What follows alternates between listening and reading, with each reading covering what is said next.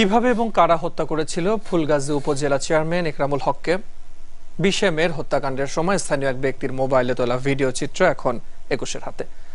Video ফুটেজে দেখা যায় 12-13 জন তরুণ নৃশংসে হত্যাকাণ্ড ঘটায়।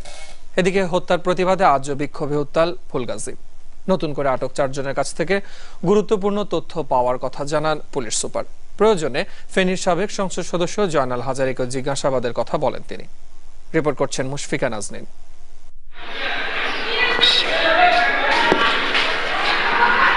20 মে সকাল 11টা স্থানীয় এক বাসিন্দার তোলা মোবাইলের ভিডিও চিত্রে দেখা যায় ফেনী শহরের একাডেমি এলাকায় বিলাসী সিনেমা হলের সামনে 12-13 জনের একটি দল প্রথমে অবরোধ করে একরামুল হকের গাড়ি, তারপর আগুন দিয়ে তা পুড়িয়ে দেওয়া হয়।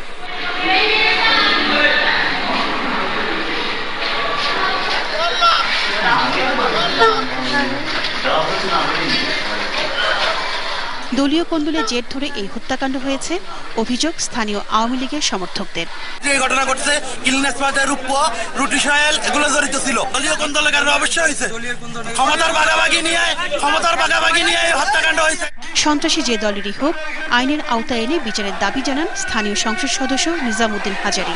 আমরা চাই এই খুনের সঠিক এবং কঠোরভাবে এটার একটা প্রতিবাদ, এটার একটা শক্ত অবস্থান আমাদেরকে সবাইকে ঐক্যবদ্ধভাবে থাকতে হবে। হত্যার ঘটনায় আরও 4 জনকে আটক করেছে পুলিশ। তাদের কাছ থেকে গুরুত্বপূর্ণ তথ্য পাওয়ার কথা জানান পুলিশ সুপার। প্রয়োজনে সাবেক সাংসদ জয়নাল হাজারীকে জিজ্ঞাসাবাদের কথাও বলেন তিনি। যদি ওনার কাছে তথ্য প্রমাণ থাকে যে কারা করেছে বা কিভাবে হয়েছে, তাহলে সেটা উনি আমাদেরকে দিতে পারে। আমরা আগাচ্ছি, আমরা প্রয়োজন হলে তাকে জিজ্ঞাসা। এদিকে একরামুল হকের আত্মার শান্তি কামনা করে দোয়া মাহফিল আয়োজন করে আওয়ামী লীগের নেতাকর্মীরা। নৃশংস এই হত্যার প্রতিবাদে মিছিল নিয়ে রাস্তায় নামে তারা। কালো পতাকা হাতে পালন করে মানববন্ধন কর্মসূচি। মুশফিকা নাজনীন, 21 টেলিভিশন।